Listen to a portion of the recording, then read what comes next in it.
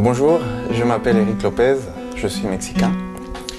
Depuis que j'étais petit, j'avais toujours eu envie de jouer un instrument. Quand j'avais 10 ans, j'avais demandé à mes parents de m'amener au conservatoire pour faire du piano. Mais bon, malheureusement, on n'avait pas un piano, donc c'était un peu compliqué de faire du piano. Et plus tard, en voyant mon frère et mes deux sœurs qui allaient à la chorale de l'église, et ça me plaisait à chaque fois de leur voir chanter, mon frère jouer de la guitare, mes sœurs aussi ils ont essayé. Et c'est comme ça que vraiment ça me démangeait les doigts de prendre la guitare et de les voir chanter et de dire bon, pourquoi pas moi et pourquoi pas mes chansons? Pourquoi c'est pas moi qui compose et qui chanterai ce que j'ai envie d'écrire? Que echa al mar, que viaja por aquí, por allá, volaré. Le processus de composition chez moi, c'est assez particulier. C'est-à-dire que toujours j'improvise quelque chose, des accords. Et quand je trouve une idée qui me plaît, je l'enregistre.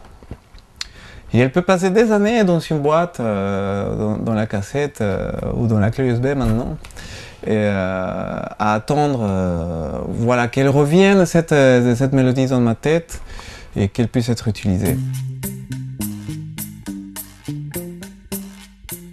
Donc moi, ce que j'aime beaucoup dans chaque chanson, c'est que c'est vraiment une histoire très riche, parce qu'il y a eu déjà cette cellule musicale qui a été composée quelques années avant pour la plupart, et qui a été composée dans un moment précis de ma vie, que voilà, j'étais dans un état émotionnel particulier où j'avais composé cette formule musicale.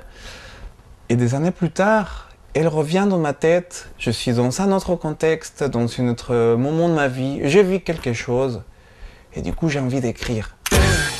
Señorita Rita, Señorita Rita. Depuis 2007, j'ai rencontré Pascal, Olivier et Fred. C'est les musiciens avec qui je joue actuellement avec Radioacoustique. Donc batterie, basse et guitare électrique. C'est des super musiciens qui me suivent depuis ce moment-là. Et pour moi, c'est super riche aussi de travailler avec des musiciens français parce que ça apporte aussi une touche différente à ma vision mexicaine.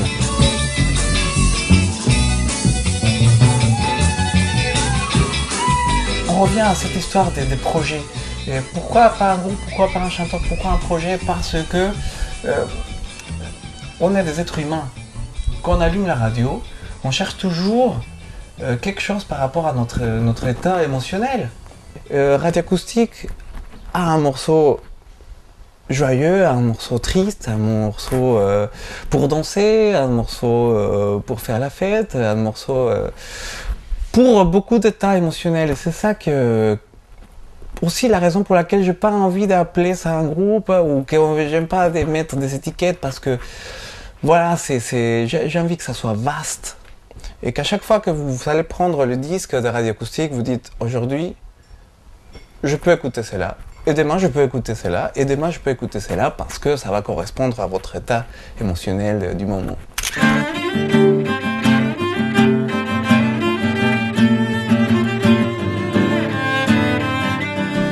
Donc on vous attend le 9 juin prochain à la Saint-Bastille.